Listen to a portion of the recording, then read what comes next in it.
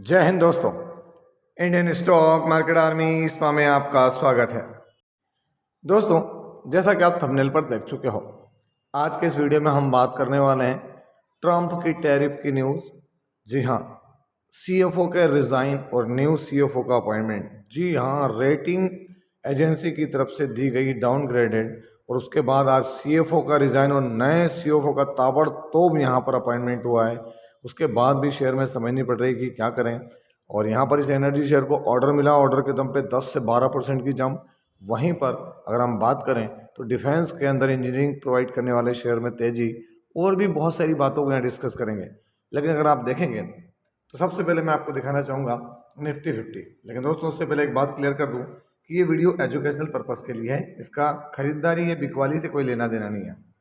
याद रखें, स्टडी है, सीखने के लिए होती है। अगर आप देखेंगे तो आज हमारा निफ्टी 52 पॉइंट जो है वो फ्लैट कारोबार करता हुआ नजर आ रहा है। सुबह देखें गिरावट, फिर तेजी आई, फिर गिरावट, फिर तेजी, फिर एक देखें तो आपको आज दिन के अंदर कोई बहुत बड़ा देखने को नहीं मिला। अगर आप देखेंगे तो 100 सवा 100 पॉइंट का रहा इसका टॉप। लेकिन अगर हम कहें जो क्रैश चल रहा था उसमें 5 दिनों में हमको 2% की रिकवरी देखने को मिली। तो ऐसी रिकवरी 2 दिन में जो रही वो तो ठीक, लेकिन आज क्या कारण है कि जो मार्केट नीचे की तरफ नहीं गया। 6 मंथ में देख लें गिरावट, तो उसके कारण भी समझाऊंगा। लेकिन दोस्तों, जल्दबाजी ना करें, स्पेशली मिड कैप और स्मॉल कैप स्टॉक्स में। क्योंकि डेट कैट बाउंस सच भी है, कोई तकलीफ नहीं है, ऊपर ले जाकर फिर भेज दिया जाए, क्योंकि अभी जब तक सिचुएशन क्लियर नहीं होगी, है ना। तो दोस्तों, यहाँ पर सबसे बड़ा रीज़न जो है वो आपके सामने रखने जा रहा हूँ मैं। क्या है रीज़न, आप देख सकते हैं यहाँ पर। ये जो अंकल ट्रंप है, इन्होंने क्या किया है, Donald Trump delays Canada Mexico tariff after market blowback. जी हाँ दोस्तों, मार्केट में जब भयंकर गिरावट हुई तो डोनाल्ड ट्रंप ने यहाँ पर डिले कर दिया है कनाडा और मैक्सिको के ऊपर जो टैरिफ लगाए थे वो आप देख सकते हैं 8 आवर्स पहले किए। यहाँ पर ये देख सकते हैं ट्रंप टैरिफ फॉर, है ना। यहाँ पर जो सोचा नहीं वो भी हो सकती है परिस्थितियाँ, उसके बारे में बात की जा रही है ना। यहाँ पर देखें ट्रेडर्स जो है वो डाइजेस्ट करते हुए भी नजर आ रहे हैं, बहुत सारी चीज़ें। यहाँ पर आप देखते हैं चाइना ने खुले तौर पे कहा कि अगर आप ट्रेड वॉर करना चाह रहे हैं तो हम रेडी हैं। इसके अलावा अगर आप देखेंगे तो यहाँ पर अगर हम चीज़ों को देखें तो क्या देखने को मिला कि ट्रंप के तेवर जो है वो नरम पड़े। तो अमेरिका ने 2 अप्रैल तक टैरिफ टाल दिया है, टैरिफ की धमकी में मौके दिख रहे हैं। हर तीसरी गाड़ी चाइना की हो सकती है। अब डर तो रहेगा कि अगर ज़्यादा टैरिफ लगाओगे तो चाइनीज़ कंपनियां, और चाइना एक बड़ा मार्केट है ना इंडिया के लिए, तो वहाँ पर भी हो सकता है। तो वो सारी बातों के कारण जो है, अब बिजनेस तो इनको भी करना है। भारत बहुत बड़ा मार्केट है, कोई छोटा मोटा मार्केट नहीं है दोस्तों। आज के वक्त में बहुत बड़ी इकोनॉमी है और बहुत बड़ी संभावना है। तो इन सब चीज़ों के कारण डोनाल्ड ट्रंप को भी सोचना समझना पड़ रहा है। एक और बात बता रहा हूँ, अगर ट्रंप और टैरिफ से रिलेटेड कोई यू टर्न लेते हैं जो मार्केट को अगर अच्छा लगा, तो दोस्तों रैली वहीं से शुरू होगी। इसके अलावा वैल्यूएशन भी मायने रखते हैं कि स्मॉल कैप मिड कैप में ओवर वैल्यूएशन थे, तो वहाँ पर भी वो हल्के हो चुके हैं, ऐसा नहीं कि नहीं है। पर चीज़ें सुधरने में समय लगेगा, तो वक्त देना आना चाहिए। दोस्तों, मेन रीज़न क्या है, बोर्ड मीटिंग हुई 6 तारीख को, उसमें क्या हुआ, तो जाबिर मेहंदी, है ना, मोहम्मद रजा आगा, ये चीफ फाइनेंशियल ऑफिसर अपॉइंट किए गए हैं।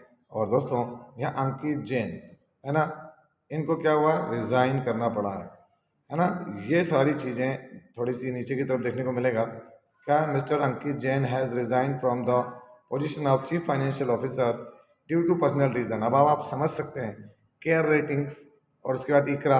केयर ने तो ये कहा कि भाई डिफ़ॉल्ट है ना, डाउनग्रेड किया। लेकिन इकरा ने तो ये कहा कि भैया इन्होंने फाल्सीफाइड डॉक्यूमेंट्स प्रोवाइड किए हैं, जिसकी वजह से बात क्या हो गई, सीएफओ जो कि कंपनी के जितने भी फाइनेंशियल वर्क है वो देखता है, तो ये तो बड़ी बात थी। कल कंपनी ने कहा भी कि अगर ऐसा होगा तो हम मार्केट से उठा लेंगे चीज़ें, मतलब हमारे shares.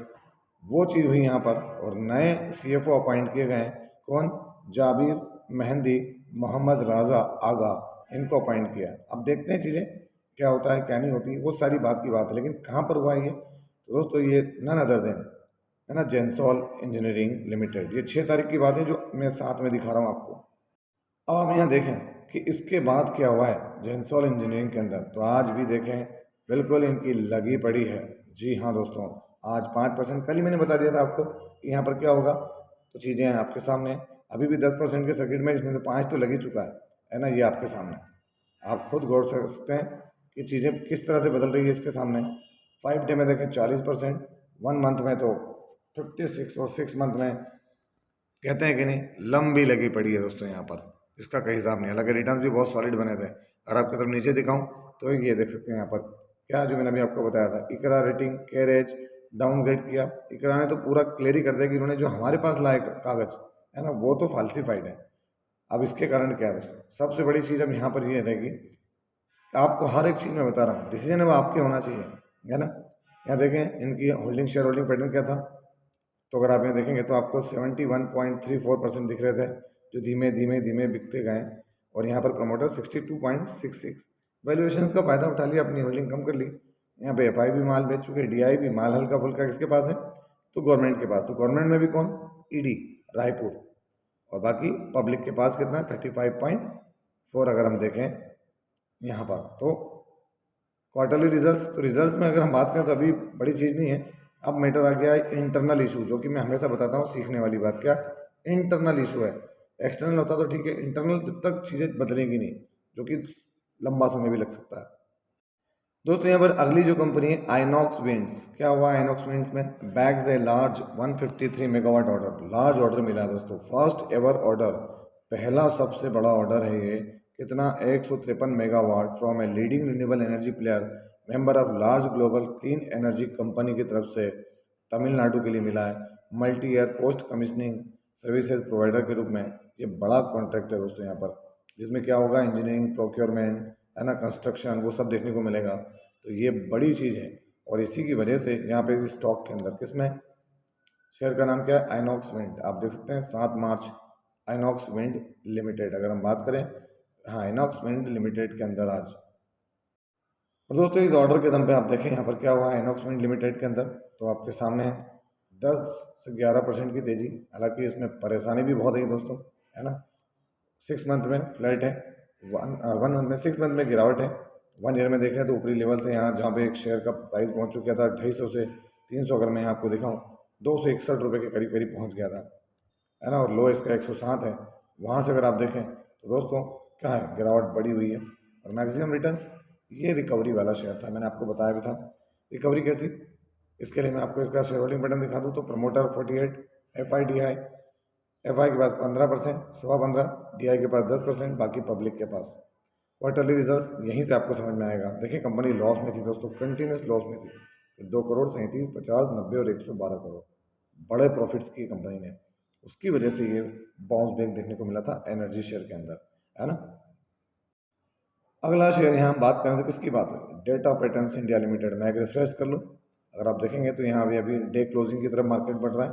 Data patterns India limited में क्या देखने को मिल रहा है, 11.74, कितना 11.74% की यहाँ तेज़ी देखने को मिल रही है डेटा पैटर्न्स में। तो दोस्तों ये एक दिन की तेज़ी से फर्क नहीं पड़ेगा, 1 मंथ में 17% और 6 मंथ में 41% क्रैश हुआ है डेटा पैटर्न्स।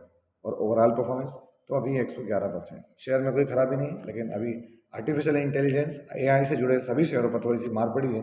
ये जो हमारी ब्रह्मोस मिसाइल है उसके अंदर इंजीनियरिंग सर्विसेज प्रोवाइडर के रूप में भी है, तो डेटा पैटर्न्स।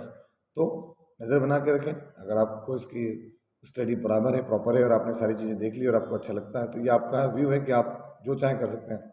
42.41% प्रमोटर, एफ के पास 14%, डी के पास 8.84, बाकी माल पब्लिक के पास में। लास्ट क्वार्टर के रिजल्ट देखें तो दोस्तों नेट प्रॉफिट इसका क्या रहा, 45 करोड़, पिछले क्वार्टर को बीट किया, पिछले साल को बीट नहीं कर पाया ये। तो डेटा पैटर्न्स एक बड़ा प्लेयर है, ऐसा नहीं कि नहीं, कहाँ पर, तो एरोस्पेस एंड डिफेंस में आप देख सकते हैं इलेक्ट्रिक कंपोनेंट्स वगैरह प्रोवाइडर है, तो ब्रह्मोस मिसाइल बड़ा पार्ट है। और दोस्तों यहाँ पर अगले शेयर की तरफ बढ़ें तो वो भी बहुत ज़्यादा ज़रूरी है, क्योंकि अगर हम यहाँ गौर करेंगे तो 1 डे में कल्याण ज्वेलर्स, क्या स्थिति हो रही कल्याण ज्वेलर्स लिमिटेड की। तो दोस्तों अगर हम कल्याण ज्वेलर्स की बात करें तो मैं आपको इसका हाई दिखाना चाहता हूँ, 795 रुपये, 795, 336 रुपये का इसका लो है। तो आप देखें कि शेयर बुरी तरीके से पिटा है। 1 मंथ में देखें 19%, 6 मंथ में देखें तो एक वक्त यहाँ था, कहाँ गया था 438, अभी भी अपने लो के ऊपर ही ट्रेड कर रहा है यहाँ पर। और मैक्सिमम देख लेंगे तो बम्पर रिटर्न्स दिए इसने, ऐसा नहीं कि नहीं है। शुरुआत से लेकर तो टॉप पर कितने रिटर्न्स थे, 934% के, लेकिन वो बचे कितने, तो आप देख सकते हैं वो रिटर्न्स अब यहाँ पर आधे हो गए। कारण क्या है, तो दोस्तों कल्याण ज्वेलर्स को लेकर जो टैक्स की रिपोर्ट इनकम टैक्स के छापे पड़ गए, ये पड़ गए, वो झोल झाल है, उन्होंने ये नहीं दिखाया, वो नहीं दिखाया, थोड़ी सी इंटरनल चीज़ें चली है, जिसकी वजह से अगर मैं 6 मंथ में दिखाऊँ तो आप देख सकते हैं यहाँ स्टॉक कितना क्रैश हुआ है, 44%। तो ये सब चीज़ें रहती है, ओवर वैल्यू हो जाती हैं चीज़ें, तो भी कोई एक बहाना चाहिए होता है। आप यहाँ देख सकते हैं शेयर होल्डिंग पैटर्न, जिससे आपको समझ में आएगा कि यहाँ प्रमोटर तो कांस्टेंट है ना, उल्टा माल बढ़ाया सितंबर दिसंबर में। यहाँ जरूर है कि एफआई ने बेचा है, माल हल्का किया, डीआई ने माल सामने खरीदारी की है और बाकी माल पब्लिक के पास है। लास्ट क्वार्टर में क्या रहा वो देख लेते हैं। तो लास्ट क्वार्टर में सेल्स बढ़िया रही और कंपनी ने यहाँ ऑल टाइम हाई 219 करोड़ का प्रॉफिट किया है। उसके सामने 130 करोड़ का पहले था एक क्वार्टर पहले और एक साल पहले 180। तो क्वार्टरली और ईयरली तो परफॉर्मेंस अच्छी है, लेकिन दोस्तों पैनिक वाली स्थिति, अनसर्टेनिटी मार्केट को कभी भी पसंद नहीं है। और जब भी ऐसा होगा तो मार्केट क्या करेगा, उस चीज़ को जब तक सही नहीं होगी वो दूरी बना के रखेगा। तो ये था वीडियो, कैसा लगा आपको? यदि वीडियो अच्छा लगा हो तो इस वीडियो को लाइक करें, शेयर करें और प्लीज़ चैनल को सब्सक्राइब करना ना भूलें। दोस्तों ये कोई बाइंग और सेलिंग रिकमेंडेशन नहीं है, इसलिए किसी भी स्टॉक को बाय और सेल करने से पहले अपने फाइनेंशियल एडवाइजर से जरूर संपर्क करें। आपसे मिलता हूँ इसी तरह के एक और बेहतरीन वीडियो के साथ, तब तक एंजॉय योर प्रॉफिट। जय हिंद, जय भारत।